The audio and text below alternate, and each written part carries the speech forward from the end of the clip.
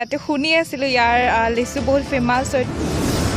তেজপুৰলৈ প্ৰথম আহিছোঁ, চ' ইয়াত আহি লেচুবোৰ দেখি মানে একদম মানে মন মোহিত হৈ গৈছোগৈ, বহুত ভাল লাগিছে আৰু বহুত সোৱাদ লগা হয় লেচু ইয়াৰ।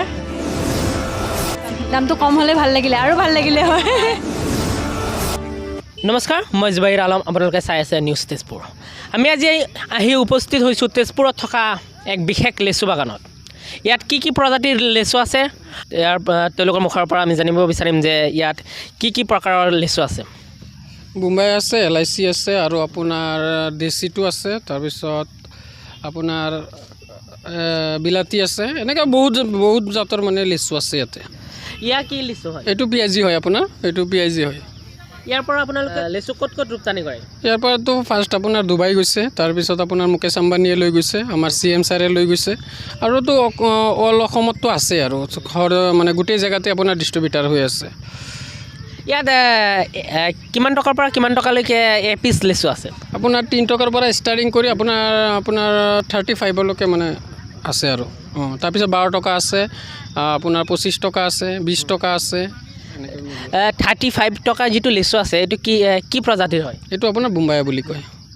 এয়া আমাৰ মাজত আছে লেচু বাগানৰ মালিক, তেখেতৰ পৰা আমি কিছু কথা জানিব বিচাৰিম। আপুনি এই লেচু বাগান কিমান চনত ষ্টাৰ্ট কৰিছিলে?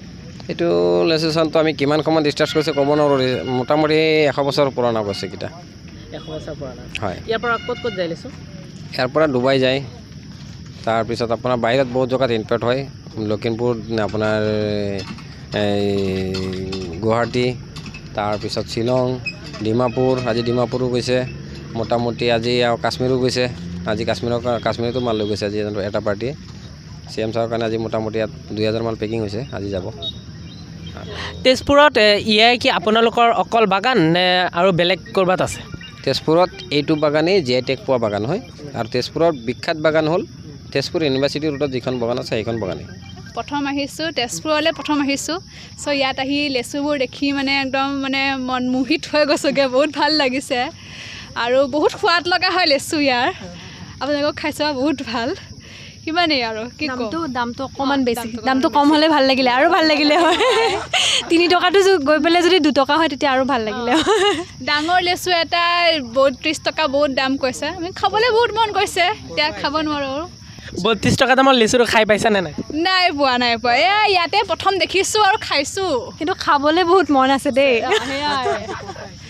আমি যোৰহাটৰ পৰা আহিছোঁ, মই যোৰহাটৰ পৰা আহিছোঁ, মই নলবাৰীৰ পৰা আহিছোঁ আৰু আমি তেজপুৰ বিশ্ববিদ্যালয়ত পঢ়োঁ। ইয়াত এতিয়া লেচু চাবলৈ আহিছোঁ আমি, লেচু বাগান ওচৰতে আৰু ইয়াতে শুনি আছিলোঁ ইয়াৰ লিচু বহুত ফেমাছ হয়, তো তেজপুৰ ইউনিভাৰ্চিটি আহিলোঁ, তো ইয়াতে এটা আহিবলৈ ধৰা চান্স পালোঁ। তো ইয়াৰ এটা লিচু মানে ভেৰাইটিজ লিচু আছে, তো ইয়াৰ এটা টাইপছ আমি ট্ৰাই কৰিলোঁ, দেন ভাল লাগিলে, তো সেয়াই আৰু। আপোনালোকে এয়া চাইছে অসমৰ বিভিন্ন প্ৰান্তৰ পৰা এই লেচু বাগানত লেচু খাবলৈ আহিছে আৰু চাবলৈ আহিছে যে এক মনোমোহা দৃশ্য। ইয়াৰ পৰা যদি কোনোবাই লেচু ক্ৰয় কৰিব বিচাৰে হোলচেল ৰেটত, আপোনালোকে কি কৰিব, দিবনে? হোলচেলটো দি আছোঁ, আমি সদায় লৈ গৈ আছে। আমাৰ স্ক্ৰীণত নাম্বাৰ দিয়া থাকিব, আপোনালোকে ইচ্ছা কৰিলে ইয়াৰ পৰা হোলচেল ৰেটত লেচু ক্ৰয় কৰিব পাৰিব।